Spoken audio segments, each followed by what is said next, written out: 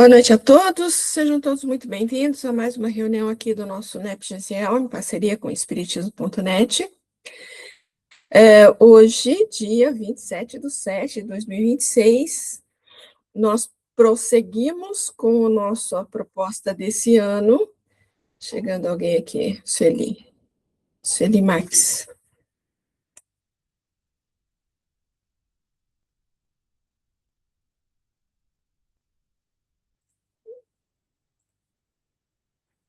Então, prosseguimos nessa proposta do Sermão do Cenáculo desse ano, né? Estamos no capítulo 16, na sexta semana, aí no capítulo 16, e hoje eu acredito que a gente vai encerrar com este capítulo, né? Com esse capítulo.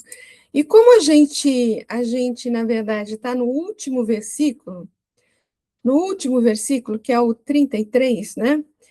Eu pensei da gente pegar todo o capítulo 16 e fazer um apanhado geral de tudo que a gente fez, rapidamente, assim, né? Rapidamente, só para dar uma lembrada em tudo que a gente viu nesse capítulo, tá? Então, vamos ver, ó.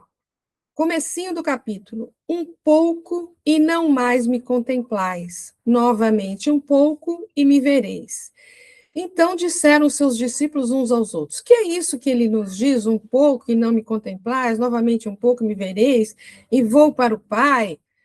Então diziam: que é isso um pouco? Não sabemos que fala. Jesus, percebendo que queriam interrogá-lo, e lhes disse a respeito disso: buscai entre vós, porque eu disse um pouco e não me contemplais, novamente um pouco e me vereis.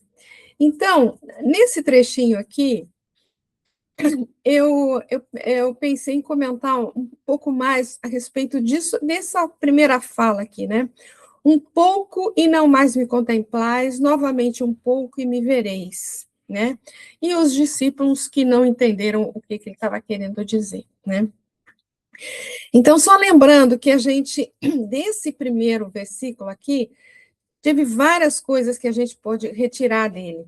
Primeiro que ele, quando ele fala um pouco e não mais me contemplais, ele pode estar se referindo, obviamente, à crucificação, porque estava próximo à captura dele, né? Ele ser crucificado, né? Depois ele fala novamente um pouco e me vereis. Aqui que a gente pode caminhar aí um pouco mais adentro dessas palavrinhas aí, porque quando ele fala novamente um pouco e me vereis, novamente um pouco, ele vai ressuscitar no terceiro dia. Então, novamente um pouco e eles vão ver novamente, né? Só que esse um pouco e não mais me contemplais, ele também pode estar se referindo à ida dele para o Pai, à ida depois da ressurreição, e depois ele ficar aqui os dias que ele ficou aí, né, materializado, e que ele não estava mais presente aqui entre os discípulos, né? Mas se você encarar dessa forma e depois você pensa no novamente um pouco e me vereis, a gente comentou da questão que depois de várias experiências, depois de muita meditação, de muita oração, de muito trabalho deles, e pensando em nós também, né, no nosso caminhar, né, na nossa luta aí de nos conhecermos, de nos melhorarmos, tal, nós chegaremos a um ponto onde a nossa conexão com ele vai ser cada vez mais intensa, né?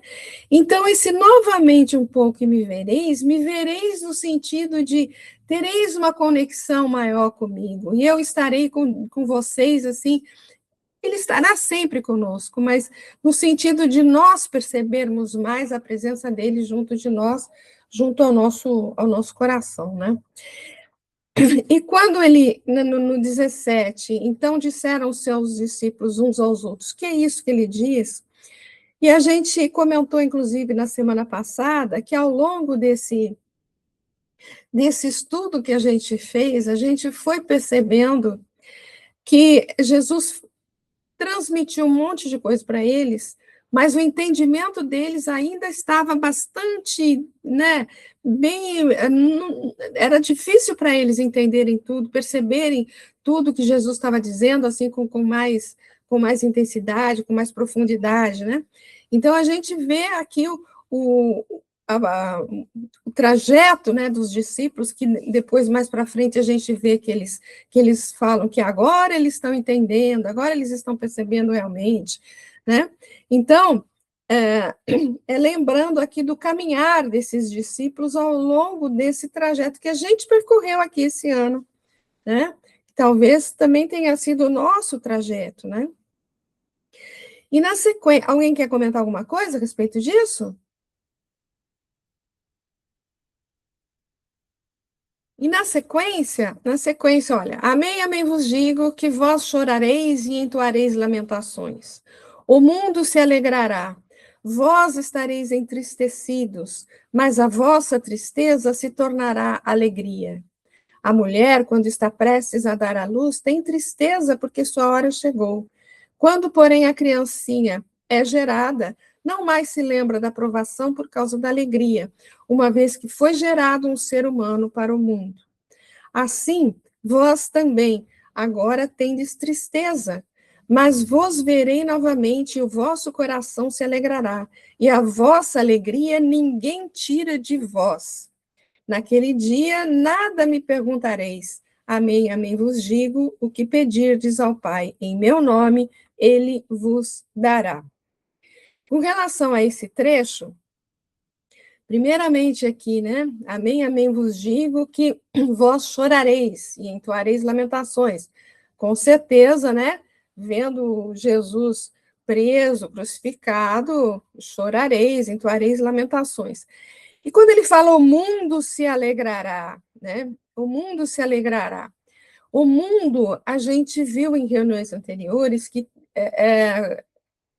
essa palavrinha, né? A gente podia encará-la como toda a parte material, toda a parte do mundo, né? Independente da que não, vamos dizer assim, mais ligada às questões materiais do que às espirituais. Não? Então, essa parte do mundo vai se alegrar, né? Por quê? Porque existia toda uma perseguição, todo um complô para matá-lo, né? Existia todo um mundo que não aceitava, não entendia o que ele falava, né? Então, realmente, essa parte do mundo ia se alegrar, né? Agora, vós, o mundo vai ficar alegre, agora vós estareis entristecidos, mas a vossa tristeza se tornará alegria. A vossa tristeza se tornará alegria, por quê? Porque haverá um entendimento maior, essencialmente depois da ressurreição, né? Então, normalmente, então, com certeza, a tristeza momentânea daquela situação tão dolorosa para todos eles, né? Iria se tornar uma alegria. Ele deu o exemplo da mulher que está prestes a dar luz, tal, né? E aqui no fundo ele fala: assim vós também agora tendes tristeza, antes, né? Nesse momento que eles estavam conversando. Por quê? Porque eles ele já tinha falado que alguém ia traí-lo, tinha falado que ele ia embora. Já teve aquela questão do Pedro, que ele fala que Pedro ia traí-lo. Então, teve vários acontecimentos aí que deixaram eles apreensivos, né? Então, agora vocês estão tão tristes, estão com incertezas, estão angustiados, né? Mas vos verei novamente. Então, ele vai voltar e o vosso coração se alegrará, certamente, com a volta na ressurreição. E a vossa alegria ninguém tira de vós. O que a gente trabalhou com relação a isso aqui? Essa alegria que ninguém tira de nós é aquela alegria realmente da serenidade alcançada quando realmente eles acolheriam de maneira mais intensa toda a mensagem do Cristo, quando realmente aquilo fizesse muito mais sentido dentro do coraçãozinho deles, né? Então seria uma alegria uma sensação de pertencimento, de compactar com o coração de Jesus, né? Que é uma coisa que é uma alegria, uma sensação que realmente ninguém tira da gente, né? É uma sensação de amor, de fraternidade, de fazer parte de um sentimento amoroso do Cristo. Então, isso ninguém tira realmente da gente. Ai, desculpa, voltei tudo aqui. E naquele dia nada me perguntareis. Amém, amém vos digo que o que pedirdes em nome ao Pai, em meu nome, ele vos dará. Aqui tem duas coisas interessantes, né? Naquele dia nada me perguntareis. A gente colocou que essa palavrinha aqui, o perguntareis, né? Talvez fosse mais fácil da gente entender se fosse nada me questionareis, né? Porque quando ele falava alguma coisa, mas por quê? Porque onde é que vai? O que você está fazendo? Como assim? Tal. E quando houvesse um entendimento maior da parte deles, Jesus não seria mais questionado por que isso, por que aquilo, né? Porque haveria um entendimento maior da parte deles, não é isso? E essa última frase aqui, amém, amém vos digo, o que pedirdes ao Pai em meu nome, ele vos dará. Isso foi uma frase que ele repetiu diversas vezes, né, ao longo desse estudo que a gente fez, tá? Ele repetiu diversas vezes, e qual foi o sentido que foi dado? Essencialmente no capítulo anterior, no capítulo 15, né, ele trabalhou muito a questão dessa comunhão de sentimentos, dessa comunhão com ele, né? E que ele dizia, eu e o Pai somos um. Então, a conexão dele com o Pai era perfeita, não é isso? Então, no momento em que nós conseguirmos assimilar realmente todo esse ensino dele e realmente fazer parte integrante do nosso coração, da nossa vida, toda a mensagem do Cristo, nós vamos estar em conexão mais perfeita com ele, com Jesus. E se estamos em conexão, peraí, chegando mais alguém aqui.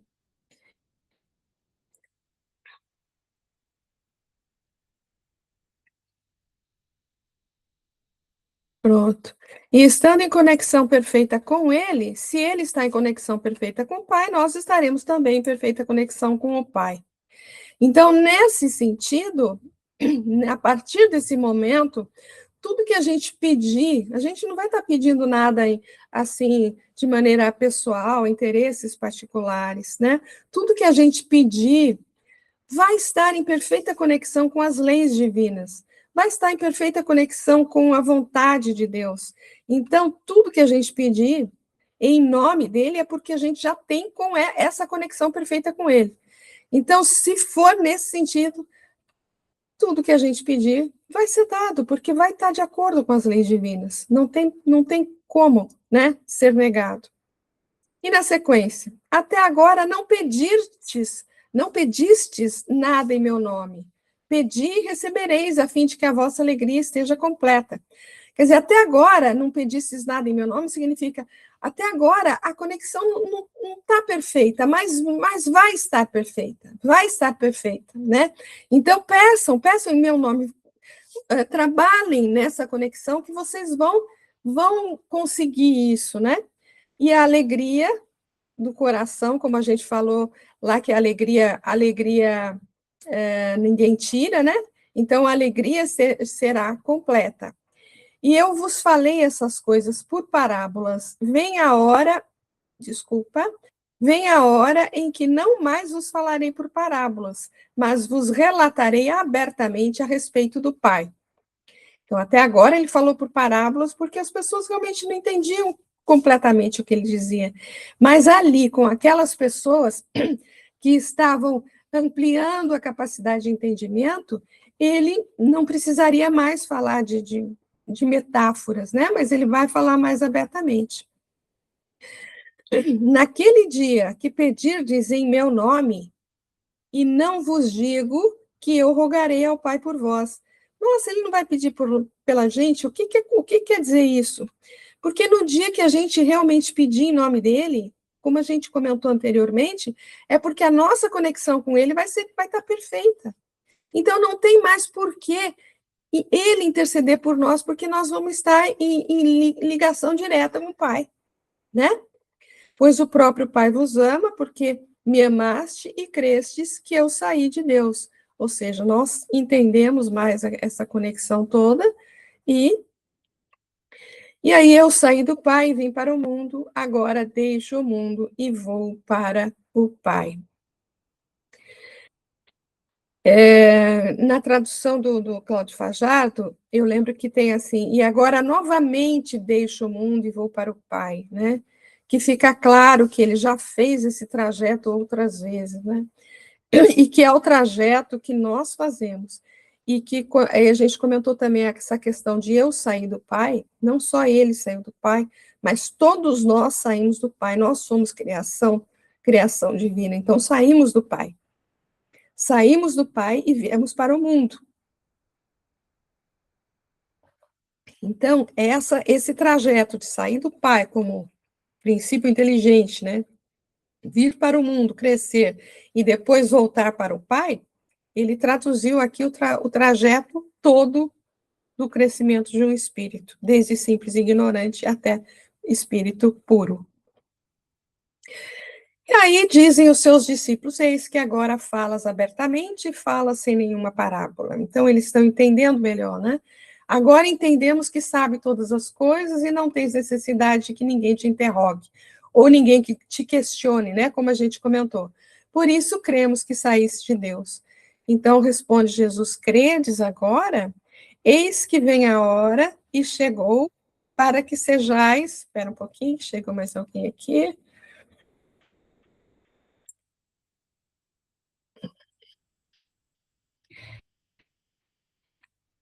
Eis que chegou a hora e chegou para que sejais espalhados, cada um para as próprias coisas, e me deixeis sozinho. Mas não estou sozinho, porque o Pai está comigo. Então, ele se refere, obviamente, à questão da crucificação dele, que realmente todo mundo sumiu, né? Só ficou o Pedro escondido ali olhando e João. Só ficou João que realmente ficou com Maria, né? Lá diante da cruz, né? E aí vem o que nós temos que ver hoje, que é o encerramento disso, né? Tenho-vos falado essas coisas para que tenhais paz em mim. No mundo tereis provações, mas animai-vos, eu venci o mundo. Então, realmente é o fechamento disso tudo, a gente vai ver agora, né? Mas antes da gente entrar, aqui a gente tem alguém querendo falar alguma coisa? Foi só um apanhado bem rapidinho, né? Só para lembrar todas as coisas que a gente viu, né? Tá certo? Tudo bem? Prosseguimos. Didiminha, boa noite.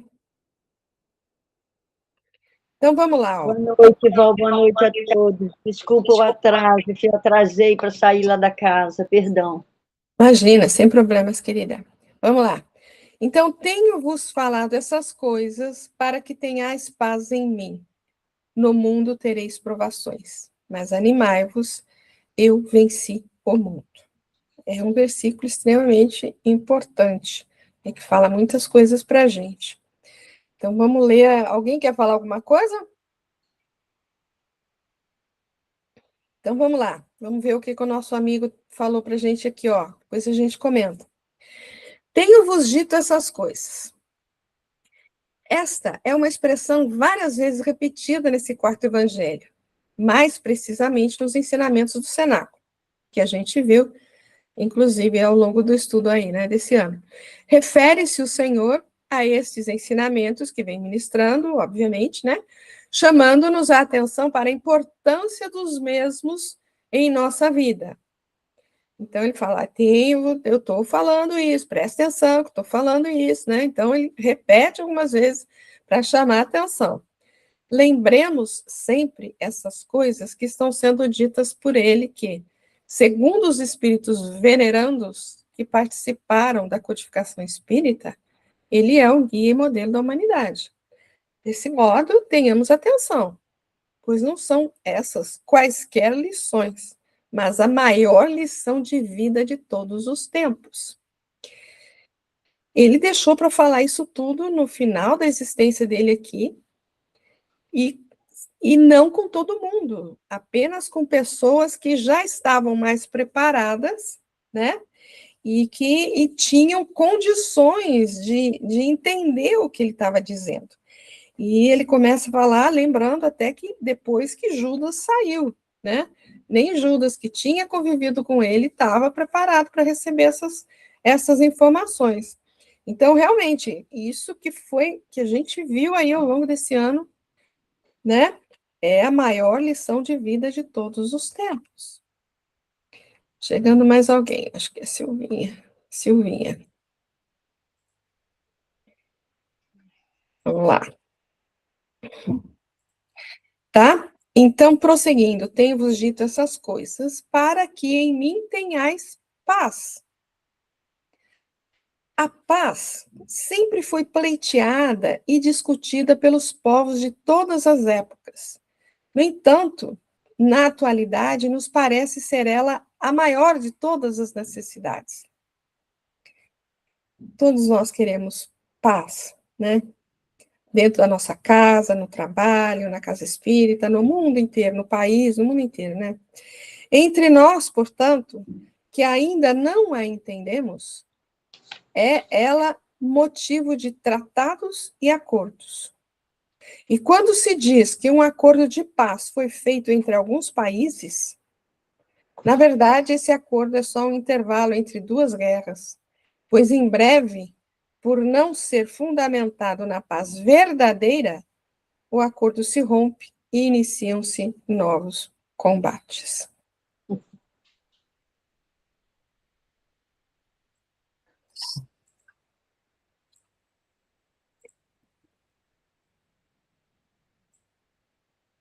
Isso sem falar na paz íntima, que jamais conseguimos, pois qual de nós não está sempre entre conflitos? E quando fala sempre entre conflitos, a gente não quer dizer que a gente está em conflitos com outras pessoas, mas a gente tem os nossos conflitos internos, né?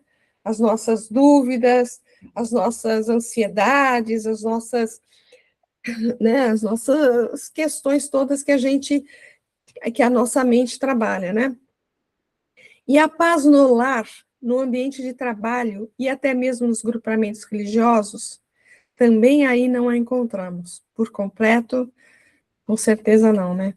Toda essa dificuldade, essa falta de sossego, porque passamos, deve-se única e exclusivamente a não termos compreendido a palavra do Meigo Rami, o pacificador por excelência, pois disse ele, para que em mim tenhais paz, ou ainda, deixo-vos a paz, a minha paz vos dou.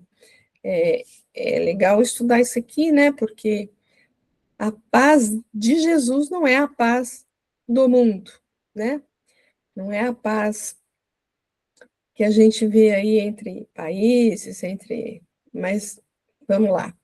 É que a paz deixada por ele não é a da ociosidade. Não é aquela coisa de sentar na rede, ficar tomando água de coco, né? E só, né? Como o mundo pleiteia. Nem a dos interesses pessoais atendidos. É antes a do serviço prestado em favor do semelhante. Aquela paz interna, né? Aquela satisfação interna de você estar bem contigo mesmo, né? É a paz da consciência, por ser fruto do amor, do cumprir o mandamento que diz para que façamos aos outros o que queremos que seja feito a nós. Então, essa paz interna realmente é o que a gente almeja, né? Mas a gente ainda tem as nossas dúvidas, nossos conflitos, nossas ansiedades, né?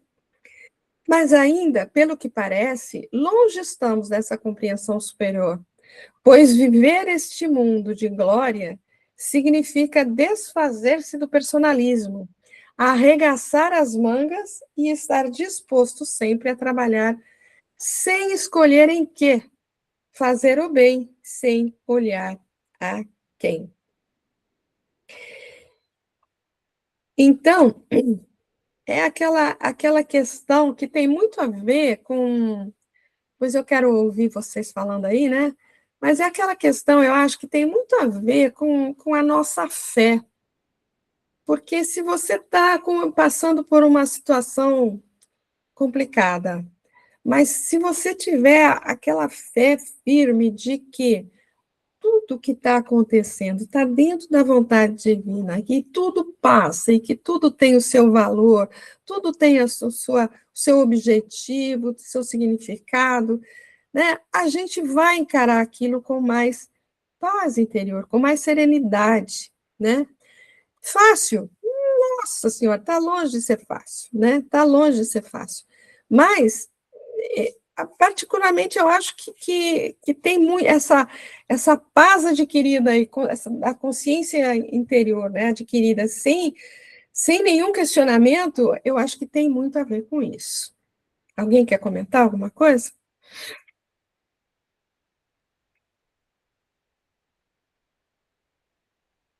Não, todo mundo caladinho hoje, nossa Senhora Aparecida, Virgem Maria. Então, já que vocês não querem falar, quem vai falar é o Emmanuel, aqui, ó. Porque ele comenta essa parte do versículo, né? Ele vai comentar a outra parte do versículo também, porque nós não terminamos o versículo, né? Então, ó, tranquilidade é o título do texto, está no Vinha de Luz, que ele comenta: tenho-vos dito essas coisas para que em mim tenhais paz, que é o início aí do versículo, né? Então, vamos ver, ó. A palavra do Cristo está sempre fundamentada no espírito de serviço, a fim de que os discípulos não se enganem no capítulo da tranquilidade. De maneira geral, os aprendizes do Evangelho aguardam a paz, onde a calma reinante nada significa além de estacionamento, por vezes delituoso. Olha a rede com água de coco aí. No conceito da maioria, a segurança reside em garantia financeira, em relações prestigiosas no mundo, em salários astronômicos. Isto, no entanto, é secundário. Tempestades da noite costumam sanear a atmosfera do dia. Angústias da morte renovam a visão falsa da experiência terrestre. Vale mais permanecer em dia com a luta que guardar-se alguém no descanso provisório e encontrá-la amanhã com a dolorosa surpresa de quem vive defrontado por fantasmas. A Terra é escola de trabalho incessante. Obstáculos e sofrimentos são orientadores da criatura. É indispensável, portanto, renovar-se a concepção da paz na mente do homem, para ajustá-lo à missão que foi chamado a cumprir na obra divina em favor de si mesmo, em favor de si mesmo. Conservar a paz em Cristo não é deter a paz do mundo, é encontrar o tesouro eterno de bênçãos nas obrigações de cada dia.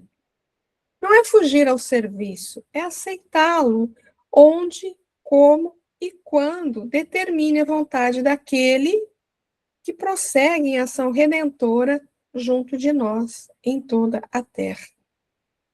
Muitos homens costumam buscar a tranquilidade dos cadáveres, mas o discípulo fiel sabe que possui deveres a cumprir em todos os instantes da existência. Alcançando semelhante zona de compreensão, conhece o segredo da paz em Jesus com o máximo de lutas na terra. Para ele, continuam batalhas, atritos, trabalho e testemunhos no planeta. Entretanto, nenhuma situação externa lhe modifica a serenidade interior, porque atingiu o luminoso caminho da tranquilidade fundamental. Emmanuel. Comentários?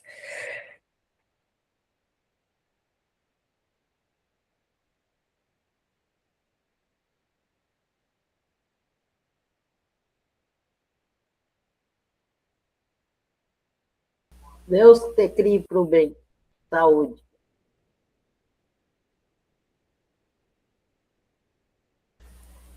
Eu tenho um comentário que pode não ter nada a ver, mas não sei. Por favor, querida. Vocês lembram da música do Balua, no Mogli? Somente o necessário, o extraordinário é demais. Para a gente ter tranquilidade, a gente não pode ser ambicioso, não pode querer. A nossa única ambição é melhorar internamente dia a dia. Então, a questão dos altos salários, desculpa, a questão dos altos salários, para mim, isso aí é super. Deixa eu atender. Acho que ela está atendendo algum telefone ali, né? Então, outra coisa que eu gostaria de comentar também, por exemplo, nesse 7 aqui. É indispensável, portanto, renovar essa concepção da paz na mente do homem para ajustá-lo à missão que foi chamado a cumprir na obra divina em favor de si mesmo. Em favor de si mesmo, né? Então, tantas coisas que a gente é chamado a fazer, talvez, né? E às vezes até reclama um pouco, não sei o quê, mas, gente, é em favor de si mesmo, porque a gente veio, está lá na questão, salvo engano, 132 ou 136, sei lá, do Livro dos Espíritos, né? Que a gente reencarna para aprender, para crescer, para se renovar, provas, expiação, mas para contribuir com a obra da criação, né? Então, nós não estamos aqui para fazer nada, né? Para fazer nada. A gente não está aqui a passeio, a gente está aqui para, né, para fazer alguma coisa, né? E outra coisa que eu queria ver, que comentar, acho que é esse aqui, 9, ó. Muitos homens costumam buscar a tranquilidade dos cadáveres, mas o discípulo fiel sabe que possui deveres a cumprir em todos os instantes da existência. Isso aqui me fez lembrar um trecho que está no livro Ave Cristo. Eu esqueci o personagem, esqueci o nome do personagem, mas é um cristão que, que cuidava de jovens, de crianças órfãos, tal, e ele é acusado de um crime, que, na verdade, é uma acusação injusta, né? Ele não cometeu nenhum crime, muito pelo contrário, né? Ele queria ajudar a pessoa, e, no fim, a pessoa morreu praticamente nas mãos dele, mas não foi culpa dele, mas ele foi acusado, né? E, por ser cristão, então, foi... foi levado para ser martirizado, né? E no momento que ele está lá para ser martirizado, eu esqueci o nome do personagem, gente. Mas no momento que ele está lá para ser martirizado, né, surge um rapaz que ele ajudou muito, né? E corre para ele e fala que eu quero morrer com você, porque eu também sou cristão, e você me ajudou demais, eu devo tudo que eu tenho a você, e fala uma série de coisas assim, e fala, não, que eu quero morrer com você também, né? Porque quero ir com você, não posso ficar aqui, né? Deixar você ir sozinho e tal. E ele vira para o menino e fala, não, primeiro ele fala assim, não desrespeite as autoridades romanas, né? Quer dizer, ó, que o menino estava desrespeitando ali, era o momento do sacrifício dele, ele interrompeu tudo para falar com ele ali, né?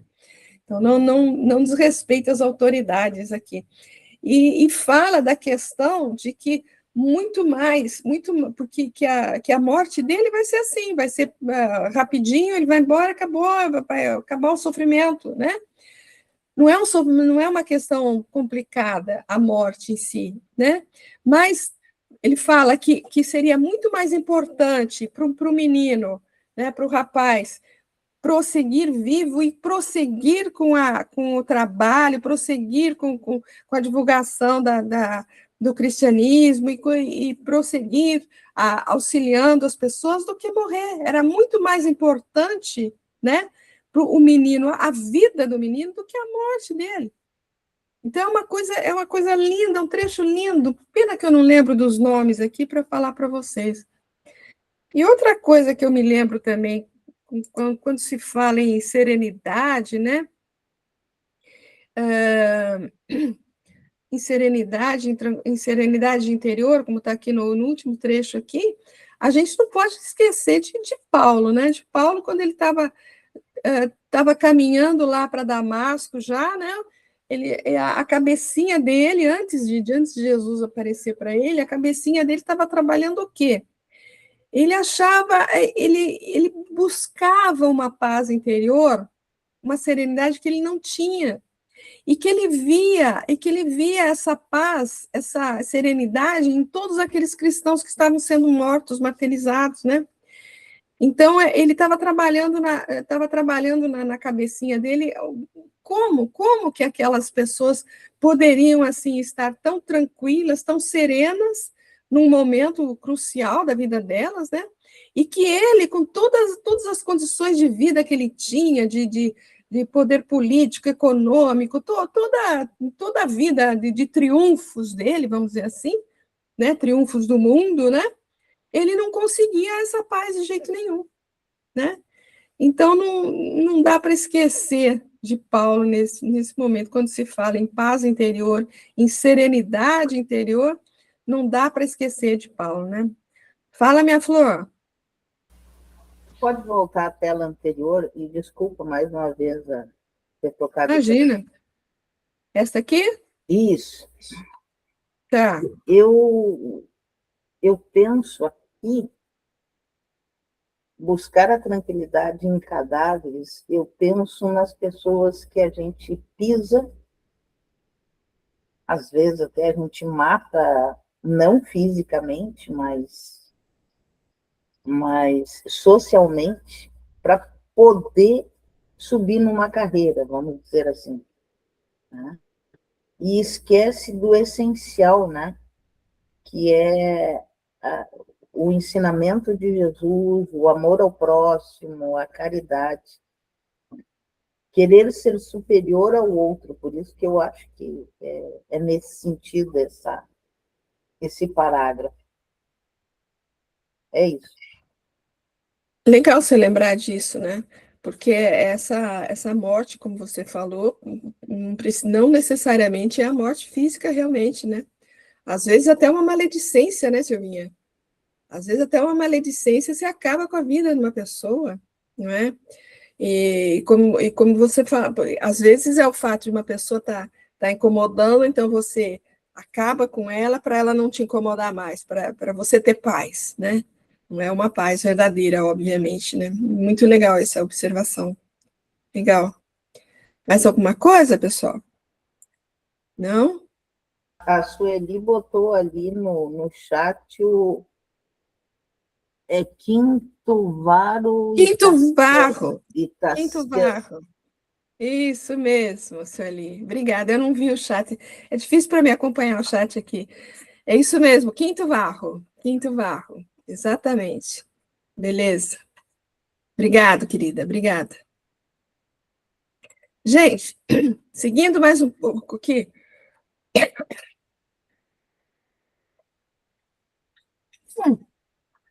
Aí ele fala: no mundo tereis aflições. Ele está falando da paz, né? Mas a lei do mundo é sempre se destacar pela conquista dos valores transitórios que importa a ele. Lembrando que quando ele fala em mundo, a gente pensa em toda a questão material, né? Toda a questão material. Jesus, que nos acompanha há milênios, conhece nossa psicologia, sabe que ainda estamos presos à retaguarda.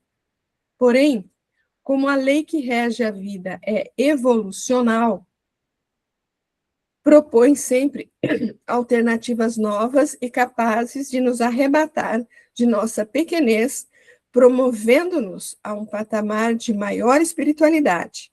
Por isso nos diz: no mundo tereis aflições, pois sabe pois sabe ser a luta material, fugaz e geradora de ansiedade.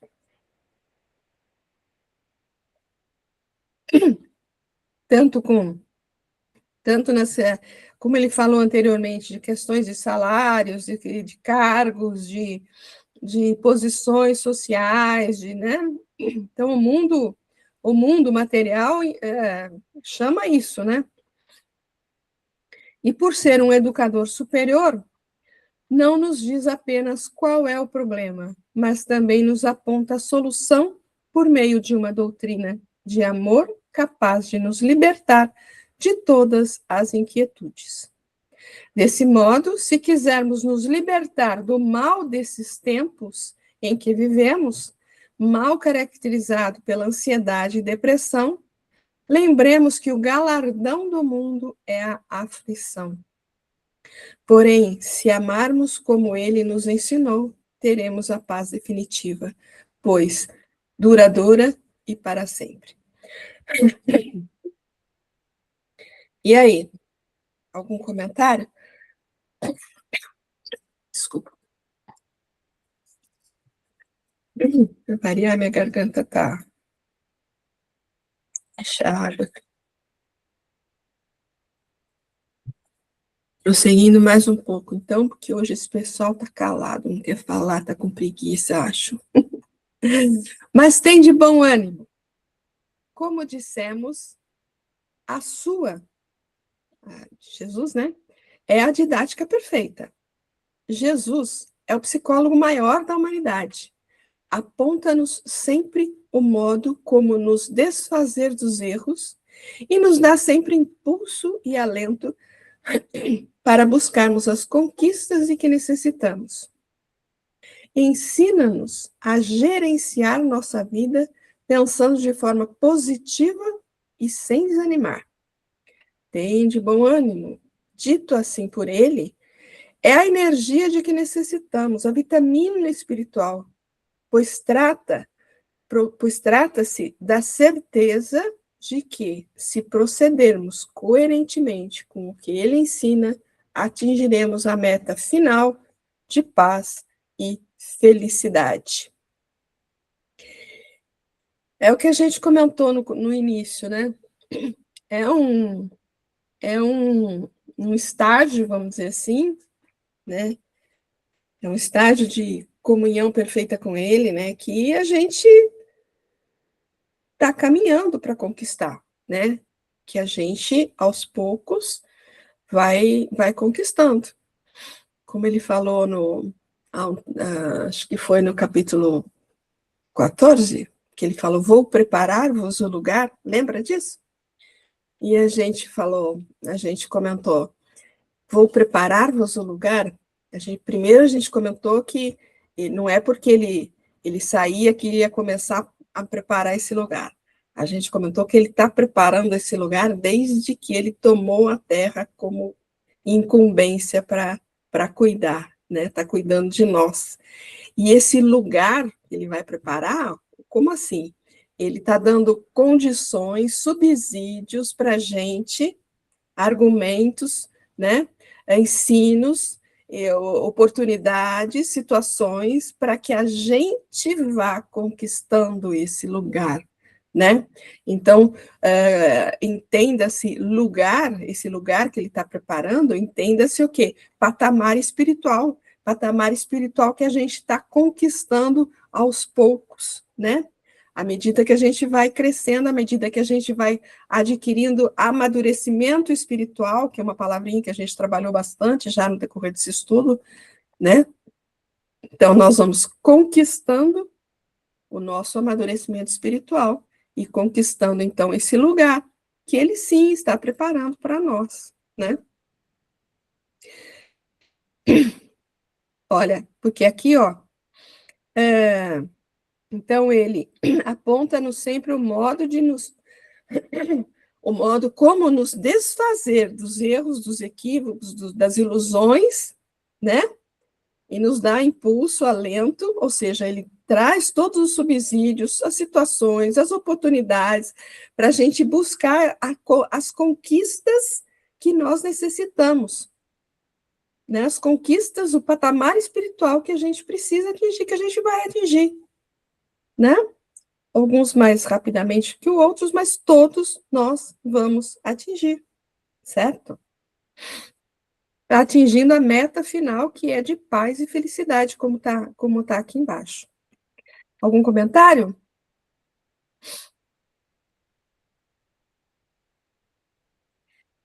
E, finalmente, eu venci o mundo. Aqui está a diferença que caracteriza e qualifica aquele que já compreendeu a proposta do Evangelho. O objetivo não é vencer no mundo, mas é vencer o mundo. Por isso, o fardo do Senhor é leve e o jugo é suave. Pois se a luta para vencer no mundo é material, cansativa, desgastante e decepcionante, vencer o mundo denota força espiritual, denota um amor quase sem desejos, uma alegria com o bem-estar alheio. Bonito, né, essa frase? Tendo esses objetivos, a vitória nos alimenta e pacifica, enquanto o êxito em relação aos bens mundanos significa mais guerra para manter os valores conquistados, gerando mais cansaço e aflições. Né? Quando a gente procura mais os bens materiais, é que traz mais cansaço. Opa, bateria aqui. Que traz mais cansaço, que traz mais aflição, mais ansiedade, né? A meta de Jesus era bem diferente daqueles que cultivavam o poder temporal. Enquanto para esses, Jesus foi um derrotado. Ele pôde, com autoridade, dizer-se um vencedor. Pois venceu as necessidades que agrilhoam, libertando-se para sempre das amarras da escravidão das posses fugazes e transitórias. Da escravidão das posses fugazes e transitórias, da escravidão que a gente se escraviza por alguns desejos, né? Desejos materiais, por algumas paixões temporárias, né? A gente acaba se escravizando. Tem gente escravo de ganhar dinheiro, né? E tem gente escravo da vaidade, escravo da posição social, escravo de ter mais seguidores nas redes sociais, né?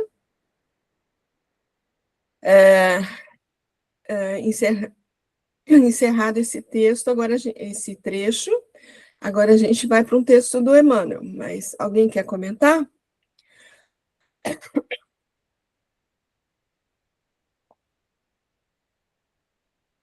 Nossa, hoje ninguém fala nada, caraca! Fala, minha flor! Oi, gente, boa noite. Val, essa questão do vencer o mundo, né? Quantas pessoas ainda, né, entendem que Jesus, né, com o que Jesus venceu o mundo, né? Quer dizer, venceu todas as situações que ele podia, ele foi experimentado de todas as formas, né? Tem uma mensagem que ele fala, eu acho que é mais ou menos assim, se você tivesse, se eu quisesse, né, pediria aos anjos, né, naquela hora que ele vai ser, acho que está com Pilatos, né, e a legião dos anjos viriam socorrê-lo, né. Quer dizer, ele tinha todo o poder, né, que Deus, né, delegava a ele nessa missão sublime dele. Ele passou por todas aquelas vicissitudes que a humanidade não entendia, como até hoje ainda não entende, né? Dos valores do mundo, dos valores materiais, né? Então, venceu o mundo, como o próprio Judas fez a confusão, né? Eu acho que é Pedro também que fala assim, como é que vai dar um reino aqui nesse espaçozinho, né? Acho que da Galileia, né? Ficava assim, eles não entendiam direito, né? Porque a grandeza do mestre era esse mundo que ele falava, não era o mundo que eles estavam aí a princípio, né? Depois eles foram entendendo direitinho. E eu estava pensando aqui, né? Jesus nunca abandonou nenhum de nós, nem eles, você vê que dá todo detalhe do que vai acontecer, tudo, né, a caminhada, o percurso, a jornada. E aí a gente entende quando, no Consolador Prometido, ele fala que estará sempre conosco, porque ele nunca nos abandonou. E a gente vê o cuidado com os discípulos, mostrando para ele, né, aquilo que ia acontecer, todos os detalhes, quando eles já estavam com maturidade, já estavam, né, maduros, vamos dizer, para compreender que foi nesse momento do cenáculo e naquela intimidade, né, com eles ali, né, os que estavam mais, vamos dizer, alinhados, né, realmente com a proposta dele. Então, esse conteúdo, eu acho que todo mundo fica calado, porque ele cala fundo na nossa alma. A gente não tem nem assim muito o que comentar, porque realmente é refletir, né? É refletir e viver, né? Só vivendo mesmo para compreender. Mas a gente precisa conhecer, como a Alcione diz, né? Conhecer, meditar, sentir, né? Viver, enfim, todo aquele processo. A gente chega lá, né? A gente chega lá, né? Com certeza. Obrigada, querida. Obrigada. Muito bom o seu comentário. Então, gente, a gente tem, acho que 2 textos do Emmanuel que ele comenta esse versículo, tá? Um está no Livro da Esperança, é o Ser Espírita. Tenho-vos dito isto para que em mim tenhais paz. No mundo tereis aflições, mas tende bom ânimo, eu venci o mundo. Então, veja, doutrina espírita, cristianismo renascente. Ser espírita é constituir-se em núcleo de ação edificante através do qual principia a nova era. Fala-se no mundo de hoje qual se o mundo estivesse reduzido a casa em ruínas. O espírita é chamado à função da viga robusta, suscetível de mostrar que nem tudo se perdeu. Há quem diga que a humanidade jaz em processo de desagregação.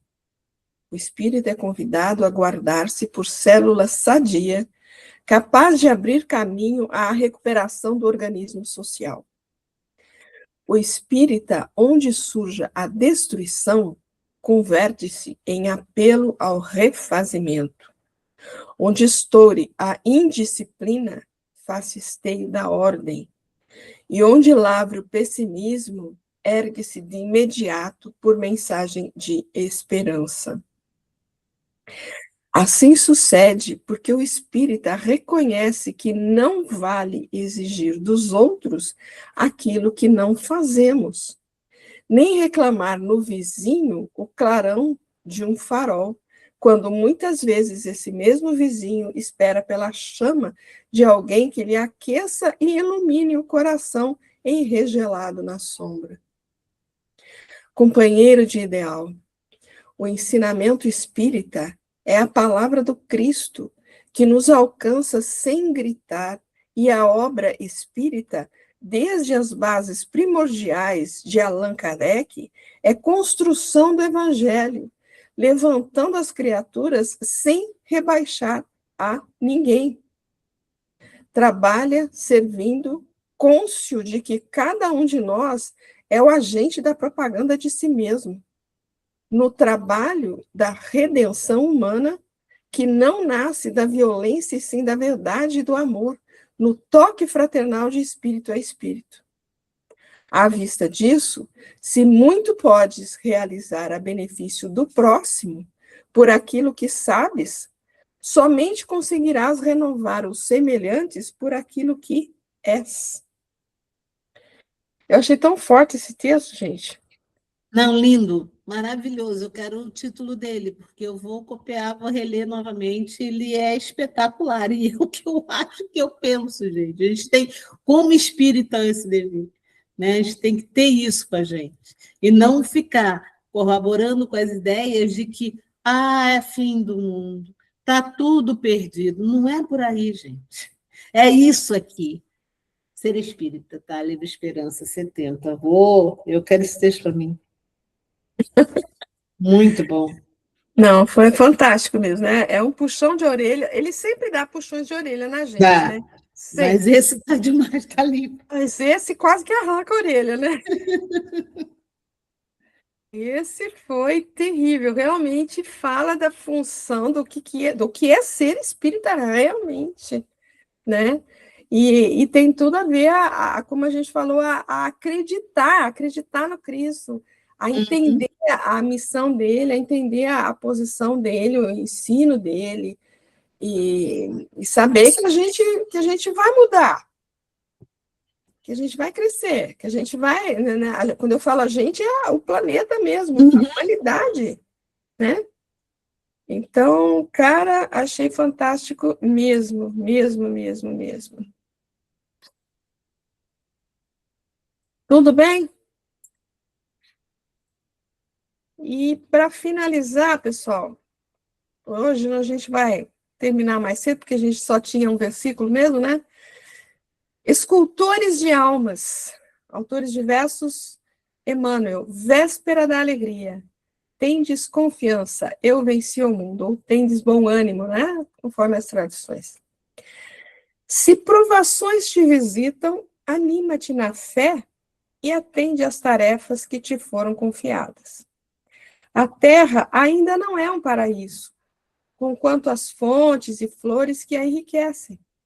O sofrimento está em nós e achamo-nos no presente estágio evolutivo, com bases nas tribulações de que necessitamos para a nossa própria renovação. Disse-nos Jesus, tende confiança, eu venci o mundo. Sabemos, porém, que a vitória do Senhor veio pela cruz em que foi imolado. Vencido, vencedor, derrotado e triunfante. Lembra-te disso e o sofrimento se te fará a véspera da alegria. Esse pequenininho tem só isso aqui. Alguém quer comentar? Tem outro texto, esqueci que tinha mais um. Vamos lá. No livro Justiça Divina, ora e serve. Afirmas que o progresso, exprimindo felicidade e aprimoramento, é o porto a que te destinas, no mar da experiência terrestre. Mas, se cultivas sinceridade e decisão contigo mesmo, abraça o trabalho e a prece como sendo a embarcação e a bússola do caminho. Rochedos de incompreensão escondem-se. Traiçoeiros sobre a crista das ondas ameaçam-te a rota. No entanto, ora e serve. A prece ilumina, o trabalho liberta. Monstros do precipício surgem à tona, inclinando-te à perturbação e ao sossobro. Contudo, ora e serve. A prece guia, o trabalho defende. Tempestades de aflição aparecem de chofre, vergastando-te o refúgio. Entretanto, ora e serve. A prece reanima, o trabalho restaura. Companheiros queridos, que te suavizam as agruras da marcha, desembarcam nas ilhas de enganoso descanso, deixando-te as mãos sobre multiplicados encargos. Todavia, ora e serve. A prece consola, o trabalho sustenta. Em todos os problemas e circunstâncias que te pareçam superar o quadro das próprias forças, ora e serve. A prece é silêncio que inspira. O trabalho é atividade que aperfeiçoa. O viajor mais importante da Terra também passou pelo oceano do suor e das lágrimas, orando e servindo. Tão escabrosa lhe foi a perseguição entre os homens que não sobrou amigo algum para compartilhar-lhe. espontaneamente os júbilos da chegada pelo escaleiro em forma de cruz. Tão alto, porém, acendeu ele a flama da prece, que pôde compreender e desculpar os próprios algozes. E tão devotadamente se consagrou ao trabalho que conseguiu vencer os abismos da morte e voltar aos braços dos amigos vacilantes, como a repetir-lhes em regozijo e vitória: tendes bom ânimo, eu estou aqui. É mole?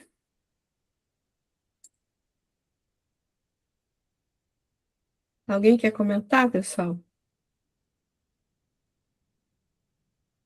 Kelly, se você estiver falando, você está sem microfone. Pode falar, querida. Então, claro que eu só peguei o final desse versículo, né? Mas aí eu lembrei muito do capítulo 3 do Boa Nova, que quando Jesus está conversando com o doutor da lei, né? Que é, como é que é o Humberto de Campos fala que eles são ociosos, né? Que eles são ociosos e que aí ele começa a desafiar Jesus, né? Naquele diálogo. E, como é que é o nome dele ainda? Ananias? Não, não é Ananias, não. Peraí, que eu tô com o livro até aqui, porque eu li Kelly, Anã. Kelly, me Oi. dá licença só um pouquinho. Gente, desculpa, tá começando um baita num temporal aqui e a luz está oscilando. Eu vou sair para não queimar o equipamento, tá? Tá. Tudo bem, querida. Vai com Deus. Beijo, tchau. Beijo, tchau. Tudo bem. Quando ele conversa, aquele diálogo com a Anã, que aí ele comenta, né, que o Humberto de Campos comenta, né, que aquele pessoal todo ocioso, né? Aí eu lembrei muito disso, né, que tanto o Espiritismo, né, quanto Jesus, eles trouxeram para a gente o trabalho, né? A gente colocar em prática, né? A gente tentar se melhorar, a gente fazer tudo que a gente precisar para um dia chegar lá mais para frente, né? E a gente consegue através da prece, mas não é só a prece, né? É o trabalho, né? É o trabalho de Jesus. E eu gostei muito desse capítulo porque a gente vê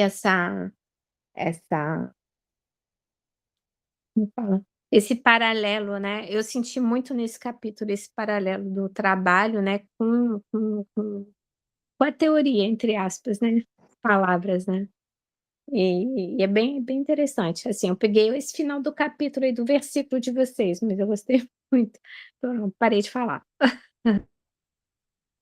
Tudo bem, muito bom. Realmente, né? O Espiritismo traz para a gente a questão do trabalho como fundamental, né? Fundamental mesmo, né? Fundamental, não tem como, não tem outra.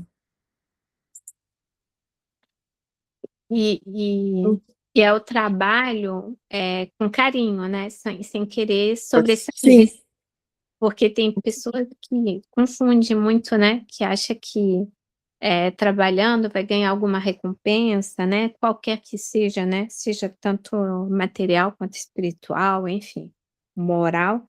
E na realidade a gente tem que trabalhar totalmente sem vaidade, sem orgulho nenhum, né?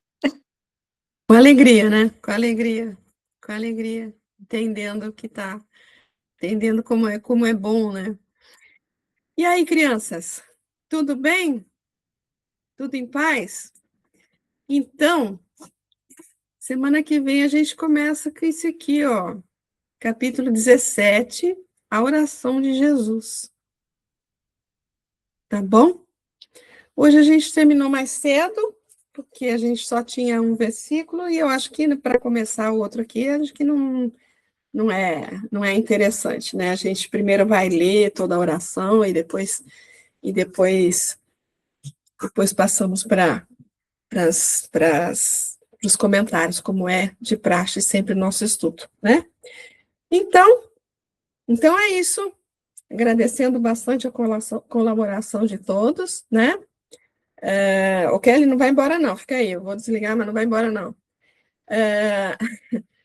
Agradeço os comentários todos, a participação de todos, né? E, se Deus assim o permitir, semana que vem a gente está aqui de volta, prosseguindo aí agora com o capítulo 17, né? Então, vão com Deus, beijinho no coração de todos, fiquem com Deus e até a próxima semana, se Deus assim o permitir.